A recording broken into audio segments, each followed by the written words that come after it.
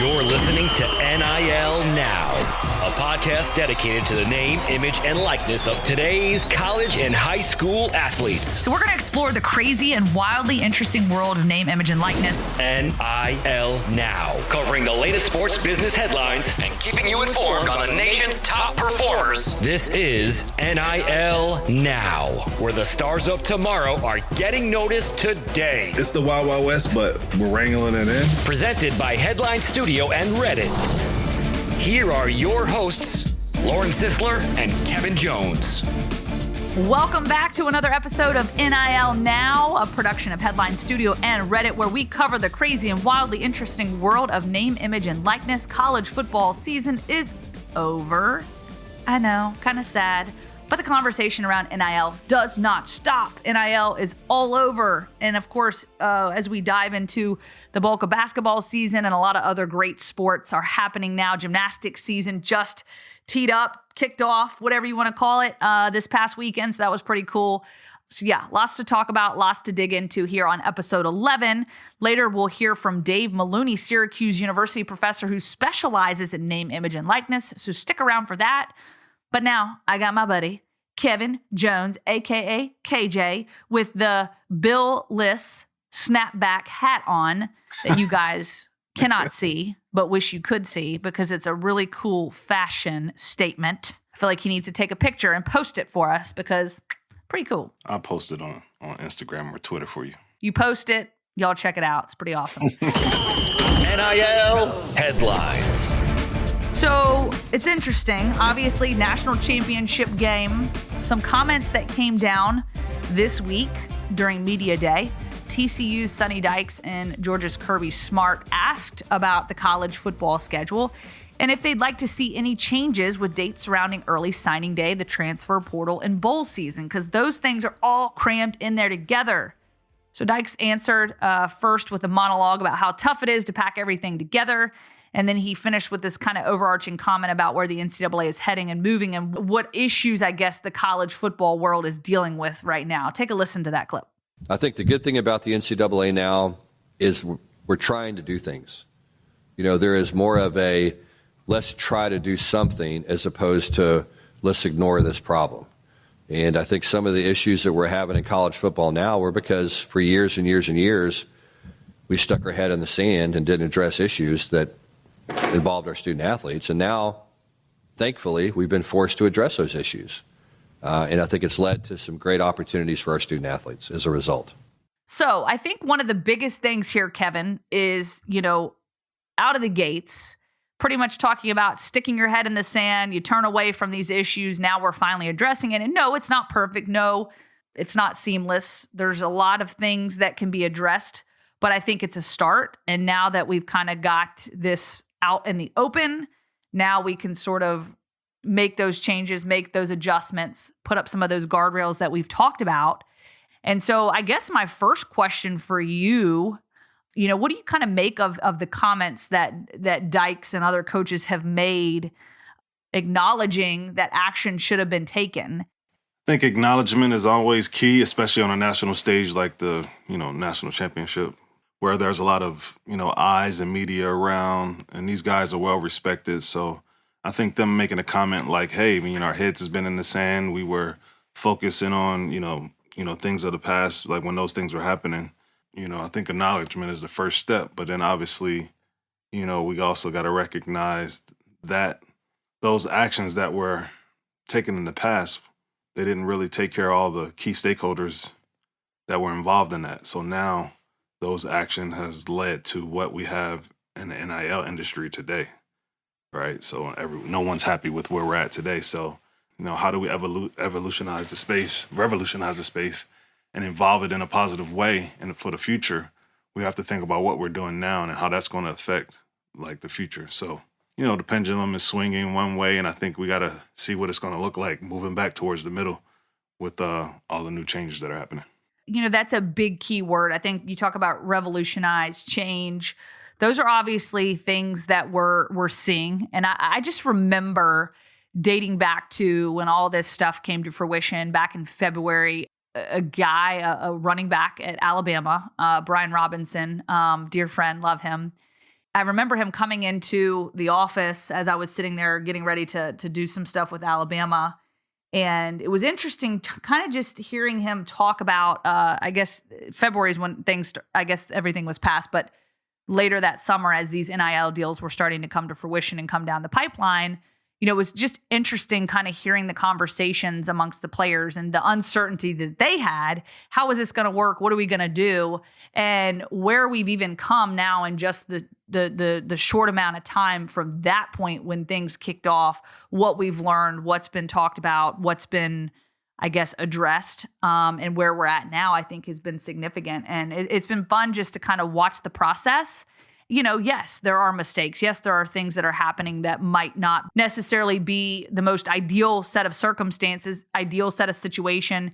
And it's different for everybody, and every case is different. But, the acknowledgement of this from these coaches, because it's here to stay. And I think acknowledging that NIL is part of where we're at now. And then what can we do to continue moving forward, to continue to help our student athletes become educated? And I think our guest coming up later on the podcast will be really good at helping us to understand some of that, as he has started a class there at Syracuse to really help student athletes to better understand NIL, because I think education is such a key piece of this. And we've talked about that. But it comes back again to the one question as Charlie Baker gets ready to take over as NCAA president in March. Does it feel like college football is going to turn a new page and realize that maybe they need to get a tighter grip on things? Where do you feel things may change or evolve in favor, not necessarily in favor of the NCAA, but with the NCAA getting more involved than they have been in this particular instance? Yeah, I think it's going to be a gradual thing. Every few months they were coming out with new rules, new guardrails. And then another move is a new president. And I think when he comes in, I don't see him just closing shop. That's not going to happen. I mean, I think some significant changes is going to be made. Why else would they make a move and bring Baker on if they weren't going to do anything like that? There'll be changes in the NIL space, but I don't think it will be an overhaul. Like I was saying, the acknowledgments on that last question, the acknowledgement of the coaches are great, but you got to think about how some of these actions are like affecting families. So when we talked about in another segment, we're going to talk about humanizing the student athlete with their brands, but think about the families who come from situations where their backgrounds are, they have a challenge financially, right? So a lot of the times that these decisions are being made or people are being able to have these opportunities now is like life-changing. They can get money to invest in their future. I know of a family that has 9 children and 3 of them have disabilities. Like this money comes in handy. Wow. Another thing is where you have like parents who have been investing. They work in 2 jobs, invested into their kids' future so they can go to college and possibly play professional ball. They've, over the course of 3 or 4 years of 4 years of high school, they spend tons of money to get them to where they are. And this is almost like I'm not going to say a repayment, but a way to release some of that financial responsibility that they've been doing over the last 4 years. So, and thinking about rules and thinking about things that is going to be in this space moving forward, we're going to have to think about these as people who are going through challenges and certain things like that. Now, everybody's not in the same situation, but politically, financially, and equitably, those are 3 words I think that needs to be at the forefront of the people making decisions. Yeah, I think that's really insightful, Kevin. And as we kind of wrap up on this headline, takes me back to a segment we did last week with Michael Casagrande of AL.com, and we were talking about, I guess, just some of the NIL stuff that Alabama's done and really not having a clear understanding or maybe kind of a one-pager on what each of these athletes has done and sort of what their monetary gains have been. It's been a little bit more maybe tight-lipped and some of it's just kind of estimates or it's just sort of floating around out there information-wise. And he was talking about how it would be interesting to go back and interview some of these players and learn more. And to your point, I think it'll be really insightful and helpful as the span of NIL continues and as we get down the road and we kind of understand maybe the broader scope of things and go back and talk to these student athletes and how it impacted them, how it affected them.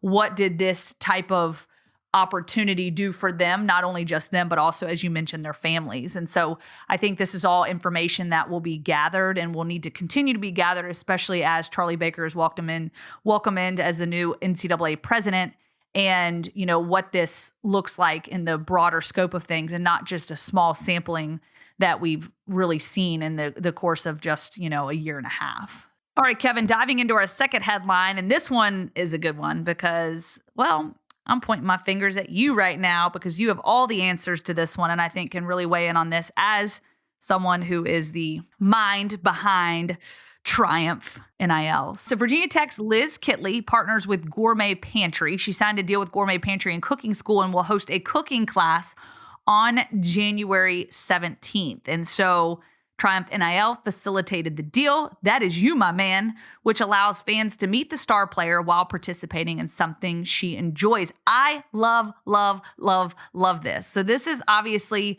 you know, this goes a whole nother layer than show up, get an autograph, say hello, take a picture with Liz. You actually get to learn something from her, and obviously not sport related. It's actually something she enjoys, a hobby. And it sounds like something she's pretty good at. So take me through how this deal kind of came about and how you guys got this set up for her and what went into making this happen. Liz is one of our biggest, brightest, awesomest. I know awesomest is not a word, I don't think, but it is a word. You it is a word. Allowed Okay. to use it. In the NIL space, but no, she's a great, you know, student athlete. She has broken records at Virginia Tech. She's just all around someone that you want to kind of be involved with if you're in this college space with athletics or even in the NIL. She's one of our sought after athletes, but then you also have like Gourmet Pantry, which is one of our best places here in town to, I would say, if you want to get things for your interior, for your kitchen, go do cooking classes, wine tastings, all those type of things. So, you know, quality for quality. Gourmet Pantry is quality, and so is Liz as a student athlete, as a person, and all those things. So we felt it only to be right for those two to come together and do something that, you know, provides Liz the opportunity to get in front of her fans, and they get to know a little bit more about her, but up close and personal. So the idea is that she's there at the cooking class, taking part in the actual instructions of it, but also just being there as a talent like she is and engaging with the fans up close and personal. I love that. And, you know, I guess that kind of adds to, you know, obviously the athletic standpoint, whatever the respective sport that the player might be in. But when you bring on athletes, you know, I would imagine a big part of signing them on, right, with the collective and signing them on with Triumph is really to not only learn about them as the athlete, but who they are as a person and what their interests are and the things that they like, because then that helps you to align them with the brands that they stand for, that they'd be interested in, that they can be the best influencers and or promoters for that brand. Is that correct? Yeah, that's dead on. You know, every student athlete that we sign / represent, we, you know, go through a process of getting to know them better through one thing is a questionnaire, but obviously we sit down with them and go over the answers that they kind of laid out to us, like what's their favorite color, what type of music do they like, what's their favorite food, who are the brands that they want to work with. Like there's an extensive list of things that we go over, and we just, you know, spend time with them, quality time, and get to know them over some food or whatever. You know, a lot of times we get to find nuggets that we wouldn't have found just kind of guessing what someone likes, right? So really getting, like I said, really getting to know them, really getting to get into their mindset. Liz is somewhat of a foodie, so she wanted to be a part of this deal. And then we also have the relationships with the businesses in the community who kind of want to work with her. So this was kind of like a match made in heaven. I love it. A foodie. She speaks to my heart. I love food. Because that actually brings me to my my question for you personally as a former athlete, former running back there at Virginia Tech. And we'd love y'all to weigh in on this because we talked about those NIL subscription boxes before. Is there one particular brand or type of deal that you would love to align with that would just, I mean, set your world on fire? If you could just have let's just say, you know, free whatever for a year or maybe even a lifetime. I mean, let's shoot for the stars here. Well, what brand would you like to align with? What would be like your go-to? I mean, I guess I eat a lot of Chick-fil-A. Chicken of filet. Yes. I mean, me and my family, we eat a lot of Chick-fil-A. When we travel, it's a staple. We make sure we're not traveling on Sunday because they're closed on Sunday. Oh, I know. That's the worst because you're always craving it the most on Sundays, right? Exactly. So I mean, that's the story of my life. I love candy. So that's one of those for me. Like, I'm a nostalgic queen, like love Pez, love Pop Rocks, love candy buttons. So if you could give me like an NIL subscription box to all the nostalgic candy on the planet. Yo, that's crazy. That'd be my jam, man. You know, we're 80s babies, right? 80s babies, 90s kids. You like those little peach rings too? Oh, no, I don't like gummies, dude. I'm not a gummy person. I See, know. we were on the I hate same page gummies. for only a half a second. I mean, yeah, for half a second. Yeah, the gummies. I don't do the gummies. The candy cigarettes are my jam. Everyone's like, that's like straight up chalk. The powder? Well, the ones, the gum has the powder where you like blow the powder out of the little piece of paper wrapped around the gum. Yeah. But yeah, I have nostalgic candy box. Okay. Yeah, like I'd go nostalgia all day long. Like, I'm loving me some candy. All right, now we're gonna dive into our next segment with Bobak Hayeri. Dean, take it away. NIL headlines. Thanks, Lauren. Now going on to our Reddit segment with our friend Bobak. We actually had boots on the ground at the national championship game. Bobak was there at SoFi Stadium. Bobak, how was the trip? It was good. You know, I grew up. I always joke my ethnic homeland is Southern California. So that's where I spent most of my younger years. And it was a good trip. You know, again, having been in LA, the weather was unusually cold and rainy, but nothing too bad, especially being someone who's lived in Minnesota for 20 years. But SoFi Stadium is a beautiful venue, although the quirk with it is it's got a covering, it's got a roof, but it's not enclosed. So when the rains got really heavy during the game, there was this mist going through the whole stadium. But it's a beautiful place to see a game. I'd heard that from a lot of other reporters, and seeing it in person, from the media standpoint and from the fan standpoint, the most amazing thing is the Wi-Fi was competent. Like, you never expect it to be exceptional, but you could actually like upload a video during a game. I remember being in the Superdome for the title game with LSU and Clemson, and once the game started, your phones were basically SOL, except for maybe getting out a tweet of text or something like that. It was just, that system was overwhelmed. And Lucas Oil for the last year's championship game was somewhere in between. So whatever they did at SoFi, keep on that level, and it'll please fans and the media and everybody who goes to a game, because that's how people like to consume sports now. Yeah, you can always appreciate some good Wi-Fi. That never goes unnoticed. But that was your third national championship game that you covered for Reddit. You had showed me off air a picture of you back in the scrum with Stetson Bennett on the field. You showed me a picture of the 2020 national championship where you were behind Ed Orgeron. How did this experience compare to some of the other games you covered? Were you maybe like me and thought that TCU was going to keep it? I secretly thought that TCU was going to keep it closer than it was, but how did this compare? You know, as far as games go, TCU, I think they just had.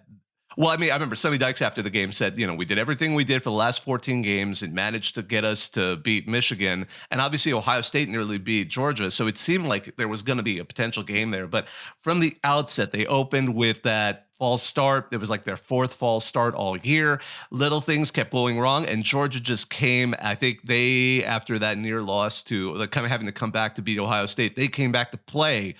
And I remember just that vibe, I'm sure at home and even in the press box was, oh man, there's an entire half of football left to play. That Max Duggan, interception, that second one at the end of the second quarter, that within 10 seconds, it suddenly went from being 31-7 to 38-7. I remember at halftime, they send you a bunch of facts. My favorite fact was only one team had ever surmounted a 31-point deficit. And it was TCU in that legendary 2016 Alamo Bowl where Gary Patterson changes his shirt at halftime and comes out and they come back to win. So right now, the entirety of college football history, it's one win to 531 losses in terms of coming back from a halftime deficit of 31 points. So it was ugly, but sometimes that makes the second half a little bit more chill when you're trying to actually cover a game. Yep. So college football season is now over. Obviously, you took in the last game of the year, and already college football fans are starting to look ahead to next season as they do. I saw something pretty cool on Reddit, and I'd love to get your thoughts on this pertaining to NIL. There was a post that I saw about which team scares football fans the most with their potential in the coming NIL era. What did you see from that? There were some great answers there. I mean, the original poster, similar document 9690, said for him it wasn't Georgia or Bama or even Texas, it's Texas A&M. Because for however many jokes we make about them, he thinks it won't be long. They're sitting on the same kind of oil money as Texas and endless amounts to throw at recruits. Of course, when he got into the comments, there was a mix. Notre Dame fan, WYSIWYG person, I think summarized what some people thought, which was Oregon, only because they have one of the richest people in the world who made his money in sports and has donated hundreds of millions to the school. And actually, it's more like $1 billion when you add academics. I know he's past that. So we're, of course, talking about Phil Knight, the founder of Nike, and he's getting up there in age and probably wants to see a championship in his lifetime. Although to an extent, Oregon fans actually retorted Phil Knight drops bags on facilities and academics, and that's pretty much it. They point out that Mario Cristobal was paid less than Lovie Smith at Illinois. And, as a Rutgers fan, Tasty Path pointed out, having your name on a building does more for you than not having your name on a football team. So I get it. As he says, although I'm saying I'm very excited for the 2028 Oregon Ducks sponsored by Phil Knight versus the Oregon State Beavers. That would be kind of amusing. But going into the depths of it, there were some other teams that people kind of brought up. Although the general sense, again, this is another Oregon fan, DLE quadruple nine, pardon me. I really don't think there's any school that will greatly benefit from NIL that wasn't already a contending program. There are some winners like Miami, Tennessee, and USC, but you could already win at these programs. Although some people think, will Nebraska be that next one? Nebraska can win. They're a bit of a narcoleptic giant. They're still sleeping on and off. But Nebraska was one that some felt that those could keep an eye on. Although it was interesting, some of the Texas A&M fans were kind of feeling a little bit hesitant about thinking they're going to be some dynamite. Texas A&M fan Make a Shadow said, being scared of A&M is like being scared of a teddy bear. In retort, the OP, similar document 9690, an LSU fan, noted that a teddy bear that has the potential to come alive and grow claws is pretty scary, I'd say. Let's see, Masala Swag went to Miami. It's a wealthy alumni with a business in the area, consumerist city where money equals tremendous fun for young men in a talent-rich state. So some people think Miami has that opportunity. People are trying to dissect what keeps Miami from success. An Ohio State fan, I firmly believe Miami just has an incredibly bad culture problem. There's no reason they should have dropped off. Fertile recruiting ground, all this money. And I think some of the Miami fans kind of said that it's just been an endemic problem, that they're trying to get over this culture issue, and that, seeing some of the team sort of revolt and mutiny a little bit behind the scenes against Mario Cristobal, and now they're trying to transfer out. I think we'll give Cristobal personally, I think he needs a couple of seasons to get this kind of transition in who's going to be there and wants to be in the version that they're trying to build. Again, Nebraska came up again. Kansas State fan, gotcha 64. It's the only show in the entire state, and that whole state's population is ready to shell out for the team. NIL deals don't compete with any other type of pro teams and can cut through the noise in terms of advertising merch. So merch. Some people were going down to straight up counting out billionaires on alumni basis, which, as people pointed out, if Harvard suddenly wanted to get serious about football, they could destroy us all. And there's some others out there. MIT, let's get the engineers. That's their football. That's their athletic team. Let's get the engineers out of D3 and get them into D1. Having them win with true, they'd probably be able to make a cyborg play a game or something like that over there. Going into the bigger news, I was just thinking, after what's been talked about in sports entertainment with the WWE, why not just have teams sell themselves completely to the Saudis and maybe move the team like the Nebraska Cornhuskers of Vegas or something like that, then really toss it out there. Let's sports wash, college football. Let's unlock that power and see what happens. That'll make people, as cynical as some people are about NIL and the transfer portal, that'll really just kick it up to that next level. Let's get a sovereign wealth fund involved. Pull a Cristiano Ronaldo or a Live Golf Tour and just hop over. But I think one thing that's consistent with a lot of those teams that maybe potentially scare some college football fans is we throw around the term sleeping giant. We also talk about teams that historically have the tradition or historically have been successful, but have not in recent years. And now with NIL, those fans and those boosters that are hungry to see success sooner than later, here's kind of their chance. So Texas, to me, is like the obvious Texas is going to be back.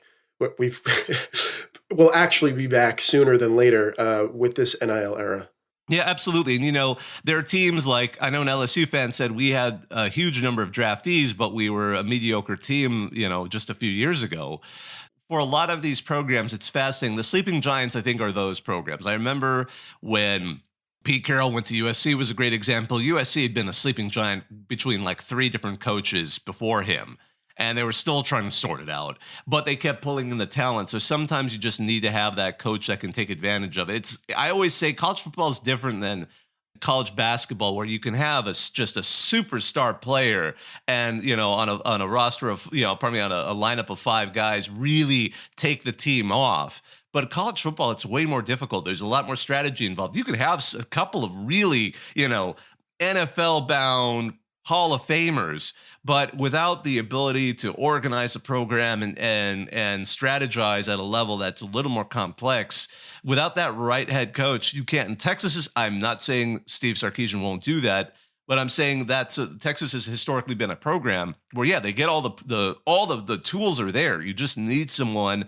to turn the key. And I think that's what we saw with Kirby Smart going to Georgia. Georgia had committed to putting in the effort to make themselves competitive with Alabama. They just needed a head coach who could take that ball and make it go. And that's why they pulled him away from Saban's staff. They knew he could do that. He was one of the most talented people there, and he had that mentality to kind of translate that, and it clearly worked. So that's why we're talking about Georgia being the new dynasty.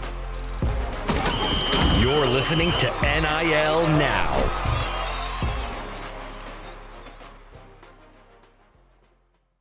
All right, now for our third and final segment, we welcome to the show, episode number 11, Dave Meluni, Syracuse University Sports Management professor specializing in name, image, and likeness.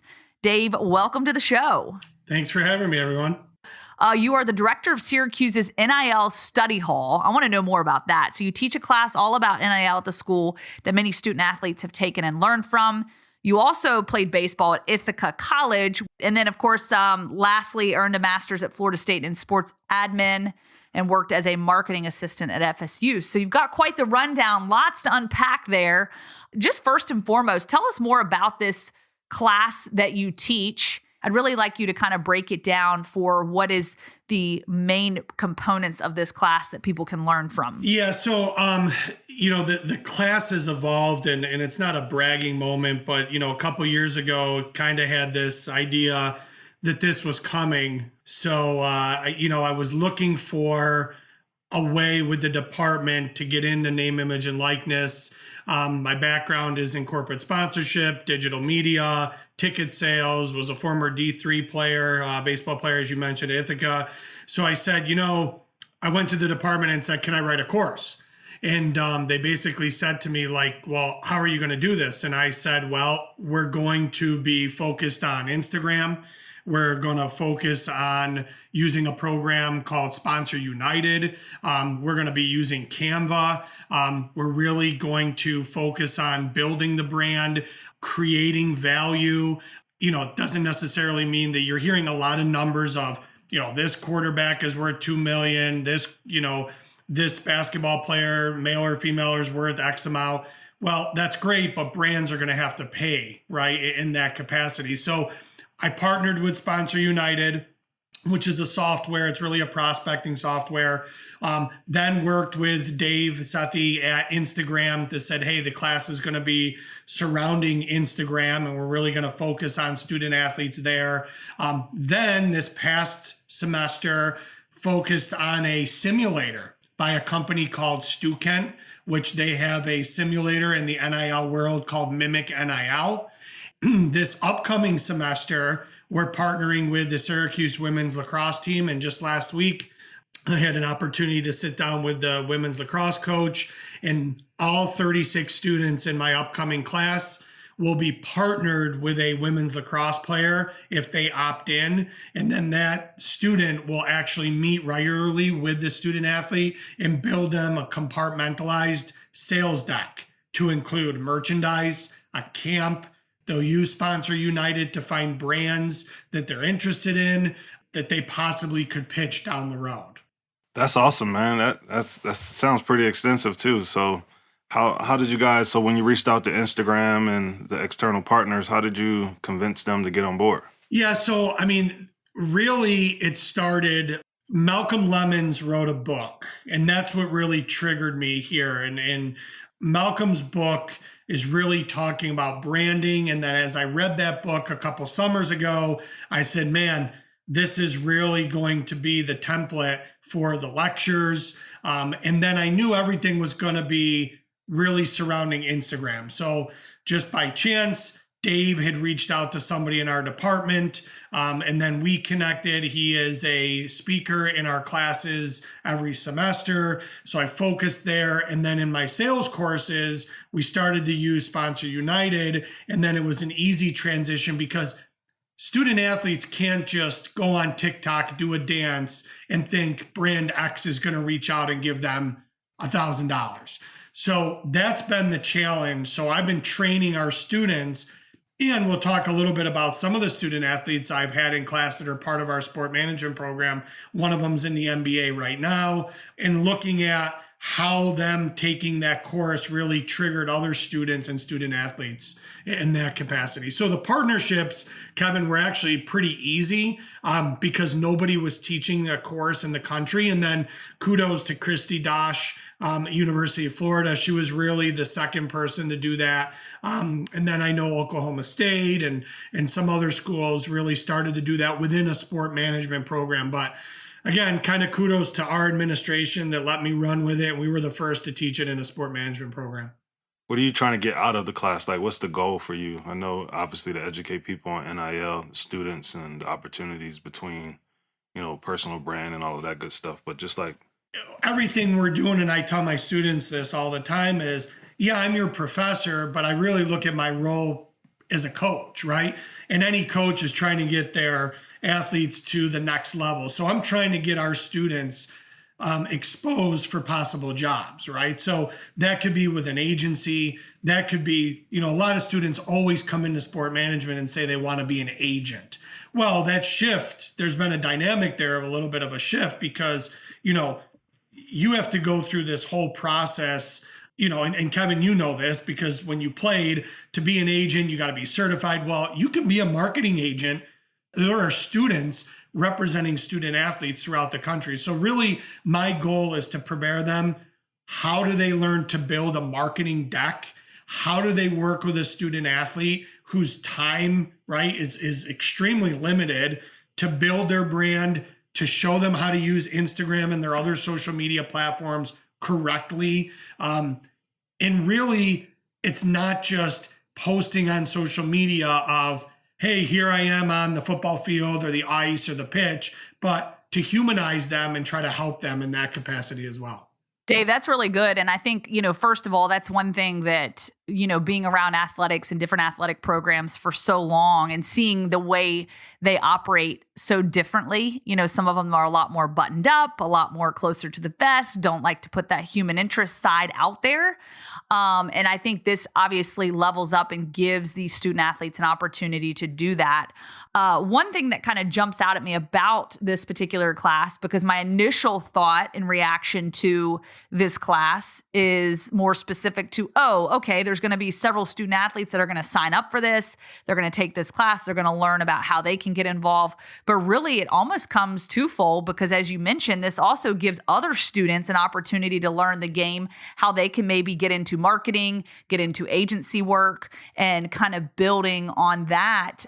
So not necessarily being a student athlete, they can work with student athletes more closely, and it can lead into a career in that regard. So I think it's really cool that you're opening this opportunity up for different students that may not necessarily be out there competing and being a part of this, but want to be a part of it in a different way. And so it's been really cool to kind of see the amount of people and students that are really jumping into this.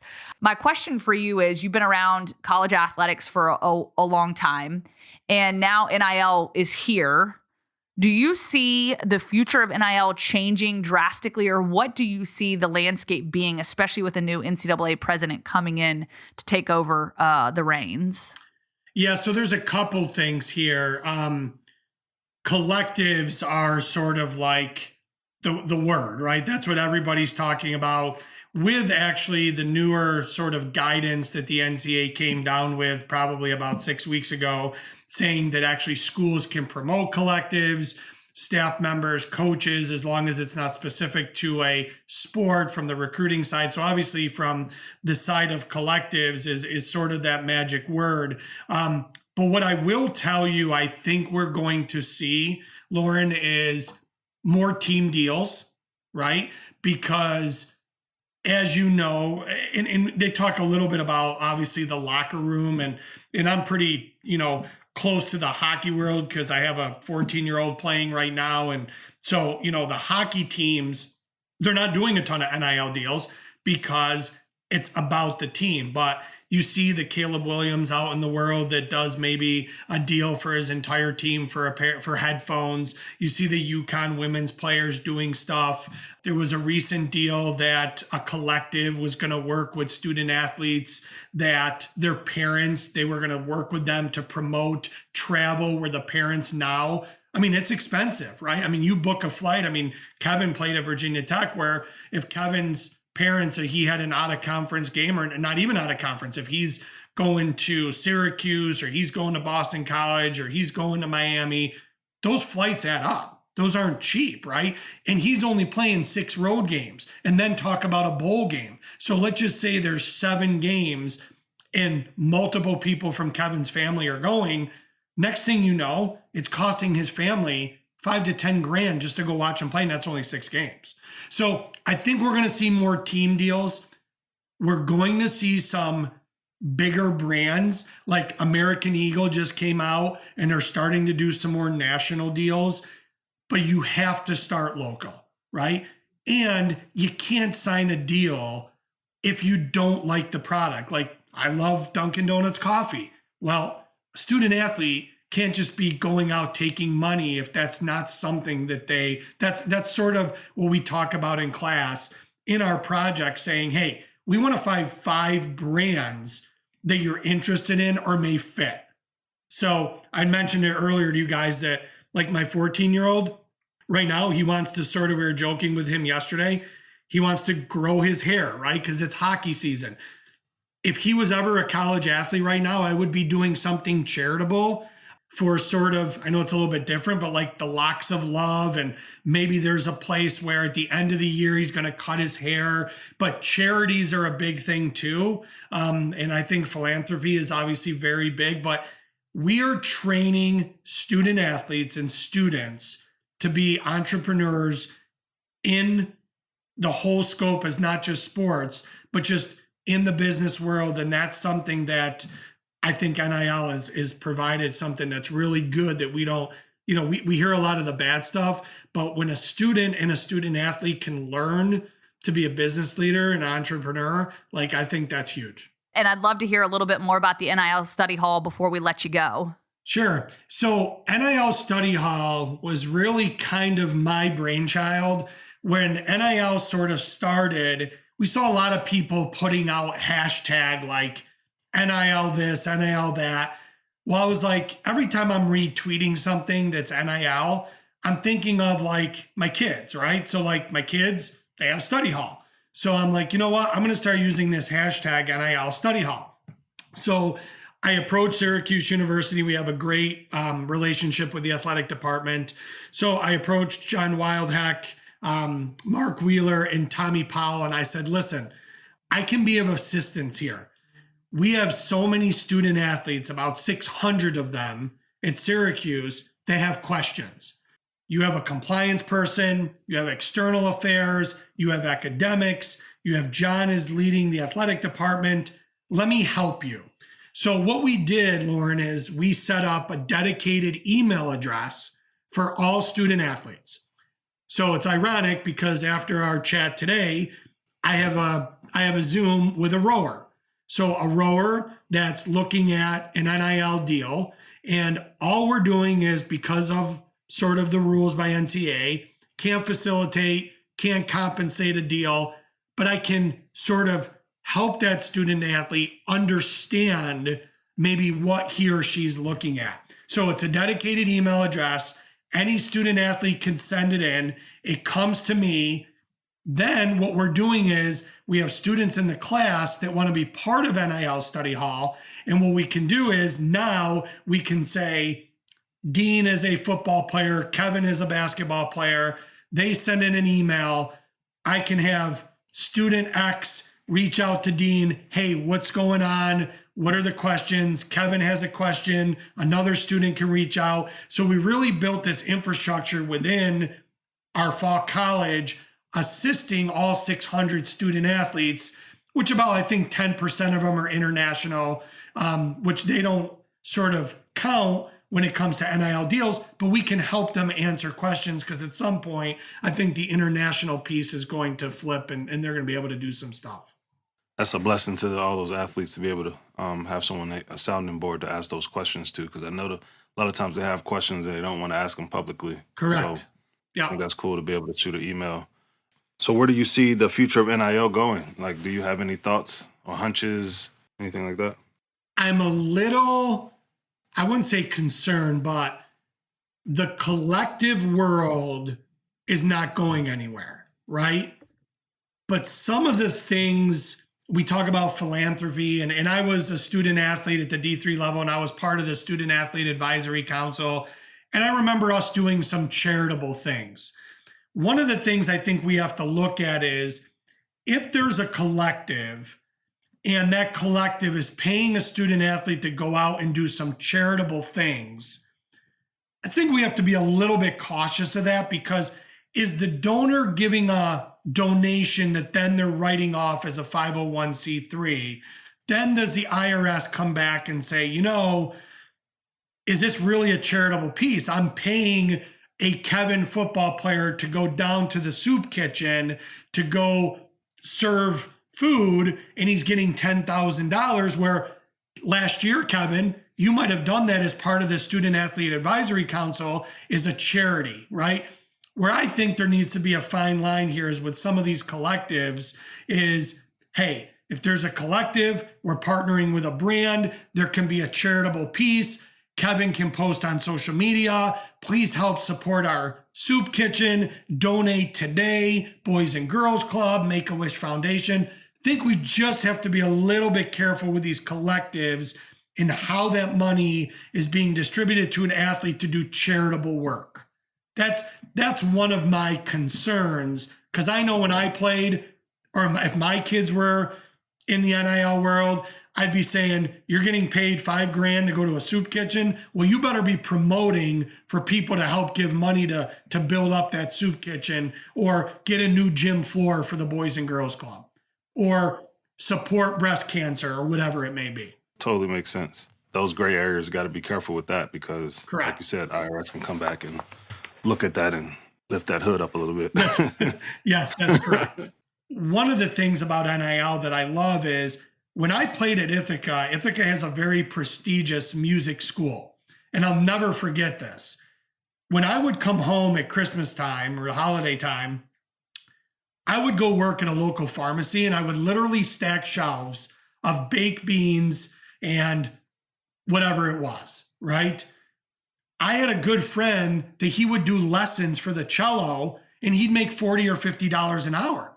I couldn't do that. Kevin, you couldn't do running back lessons back, you couldn't do that stuff.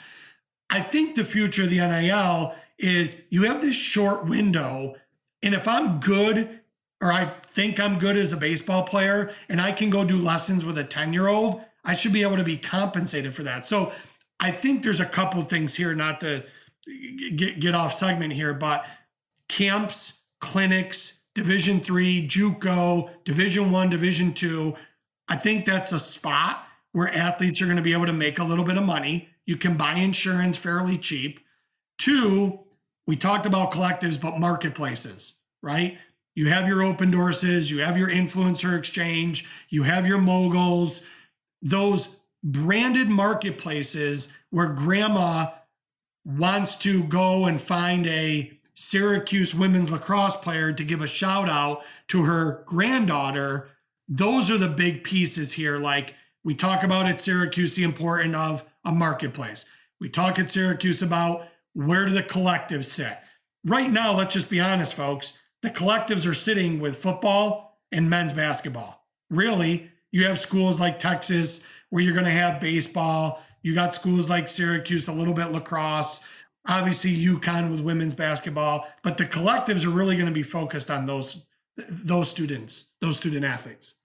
Awesome, Dave. Good stuff there. Super insightful. I feel like we covered a lot of ground, and it's really cool to get it from the educational standpoint and what they're able to learn and the need for it, of course, and just the direction things are heading. So certainly super insightful.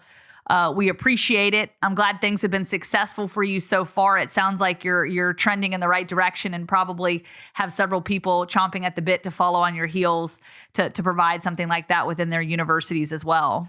I will tell you this, though, like if you're an athletic director, you better be on board with this because it will pass you by this fast. And you better understand collectives. You better understand marketplace. You better understand athletes branding. And you better have some infrastructure in place to assist your student athletes.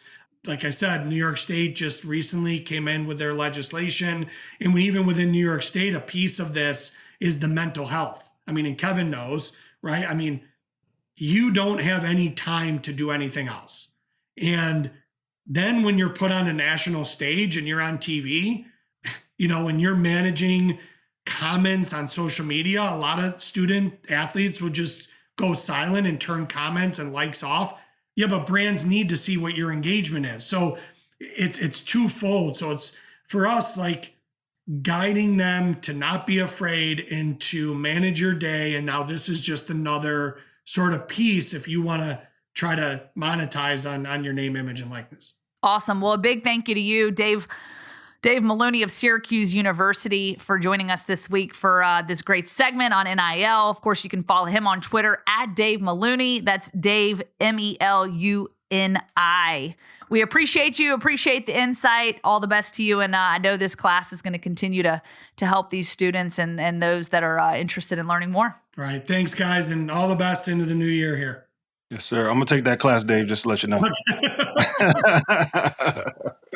All right. Again, you can follow Dave at Dave Meluni on Twitter. You can also follow us on Instagram and Twitter at NIL Now Show. You can also jump on Reddit NIL. Tell a friend about us. Let us know what you think about the show. Hop on, comment, share your thoughts, and find next week's episode out wherever you listen to your podcasts. Thank you again to Bobak and the Reddit College Football team for their help. You can follow them at Reddit College Football on Twitter and online at Reddit College Football. I'm Lauren Sisler. My co-host is Kevin Jones. A big thanks to our audio engineer, Colin Schmaling, our associate producer, Dean, and our executive producers, Richard Diamond, Selena Roberts, and Scott Roeder. We'll see you next week. Thanks for listening to NIL Now, presented by Headline Studio and Reddit.